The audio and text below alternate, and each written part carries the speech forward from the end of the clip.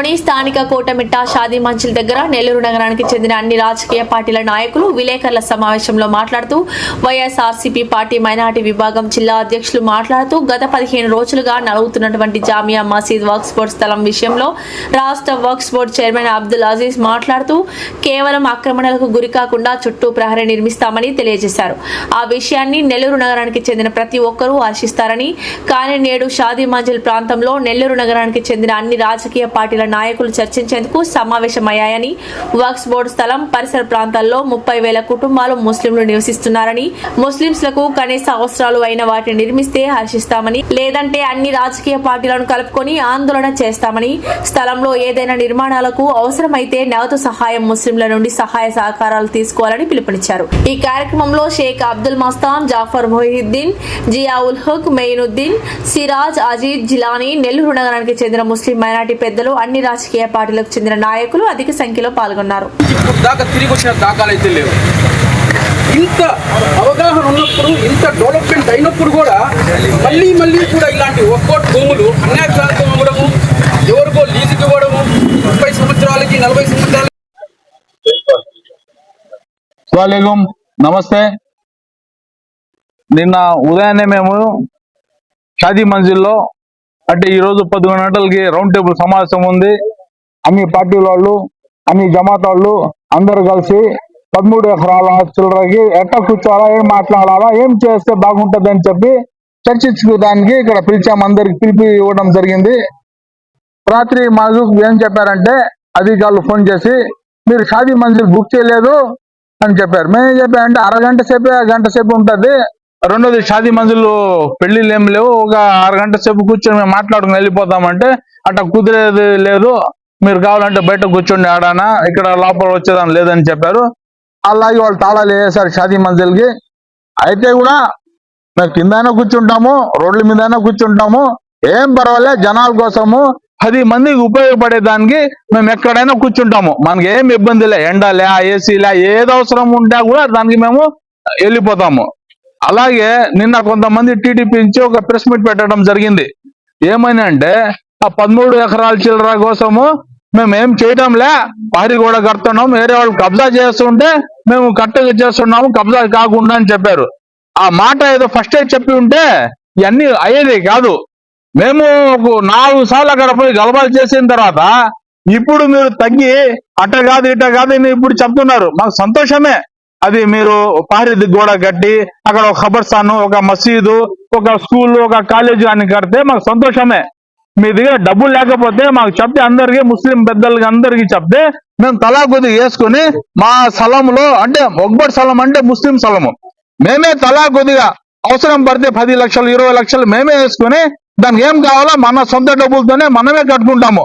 మీ ప్రభుత్వం డబ్బులు లేకపోతే ఏమి ఇబ్బంది ఏం లేదు. అందరం కలిసి తోడు ఉన్నాము. అన్ని పార్టీ వాళ్ళు ఉన్నారు, అన్ని జమాత్ వాళ్ళు ఉన్నారు. ఏం అవసరం పడినా, దేనికైనా, ఏ త్యాగంకైనా సిద్ధం. మేమంతా ఏం బాధపడవాలే.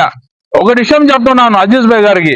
అజీజ్ భాయ్ గారు మేయర్గా ఉన్నప్పుడు నెల్లూరులో భారత్ బాగా డెవలప్ చేశారు. నాకు చాలా సంతోషం అది. ఎందుకంటే అజీజ్ భాయ్ ఒక ముస్లిం అయి ఉండి దర్గా మిఠాకి బాగా డెవలప్ చేశారు, చాలా సంతోషం. రెండోది, ఒంటోల్ పోలీస్ స్టేషన్ లో ఎస్పీ గలాట జరిగేటప్పుడు అప్పుడు కూడా ముస్లిం కి తరఫున నిలబడి బాగానే సపోర్ట్ చేశారు, లోకేష్ బాబుతో మాట్లాడి. అది కూడా మాకు ఓకే. అజీజ్ భాయ్ గురించి మాకు ఏం లే. ఈ మధ్య ఆ 13 ఎకరాల గురించి క్లారిటీ లేదనే మా బాధ. మీ పక్కన చేరి ఎవరేం చెప్తున్నారో మనకు తెలీదు.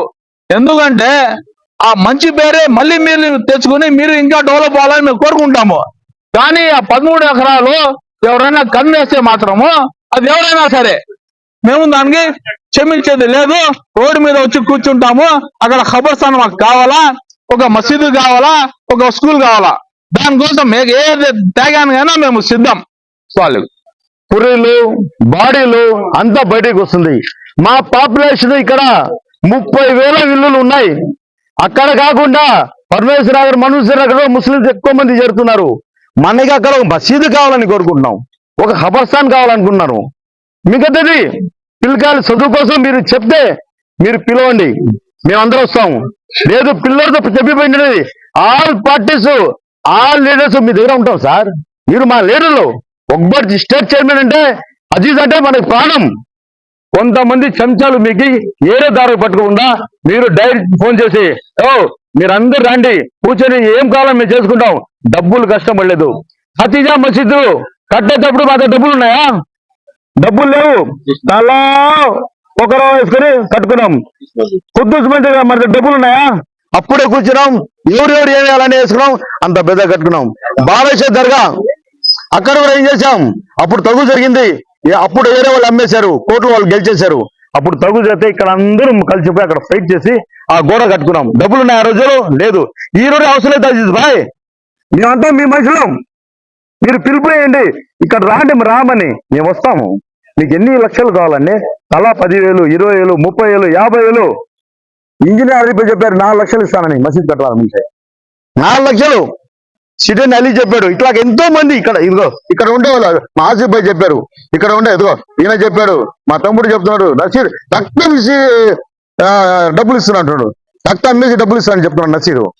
చిచ్చా సార్ ఆ రోజు ఆ 11 సార్లు ఫైట్ చేసింది చిచ్చా కొట్టింది, వాళ్ళకి కొట్టి మేము కాపాడాము. మాకేం లేదు సార్, అక్కడ కంపెనీ వాళ్ళకి ఏరే వాళ్ళకి ఇచ్చేస్తే ఇంకా మాకి రాదు. 33 సంవత్సరాలు తీసుకొని ఒకరు చెప్తున్నారు, ఏదేదో చెప్తున్నారు. మనకి అంతా వద్దు అది సార్, మీరు మీడియా తరఫున చెప్పండి రండి అని. లేదు షాజీమాల్ మీరే రండి, మేము డేట్ పెడతాం, పెద్ద 500 మందితో మేము కూర్చుంటాం. మీకేం కావాలి సార్ అజీజ్ భాయ్? మీకు వ్యతిరేకం మేమా? అజీజ్ భాయ్కి ఏ రోజు కార్పొరేషన్ టికెట్ డిక్లేర్ అయిందో ఆ రోజుల్లో నెల్లూరు మొత్తం హైలైట్ చేశాం మేము. వేరే వాళ్ళు ఇప్పుడు నీ పక్కన చెంచాలు ఉన్నారు కదా చక్క వాళ్ళు లేరు, మేమున్నాం. నా టికెట్ త్యాగం చేసి అజీజ్ భాయ్ కావాలా ముస్లింకి ఒక లీడర్ అని మేము ఫైట్ చేశాం సార్. ఇప్పుడు ఉన్నారు కదా జాకిర్ అనేవాడు ఇంకోరు, వాళ్ళు లేరు సార్, మేమున్నాం సార్. దాంట్లో కొంతమంది ఉన్నారు మీ పక్కన, వేరే వాళ్ళు ఎవరు లేదు సార్. మేము 50 సంవత్సరాల తర్వాత మాకు ముస్లింస్ కి మేయర్గా వచ్చిందని హైలైట్ చేశాం. మీరు ఇవాళ స్టేట్ చైర్మన్ కానీ, ఒక్బోర్డ్ చైర్మన్ కానీ, జిల్లా అధ్యక్షుడు కానీ, మెయిన్ పార్టీ చేరని అంటే మా ముస్లిం సార్. మీరు మా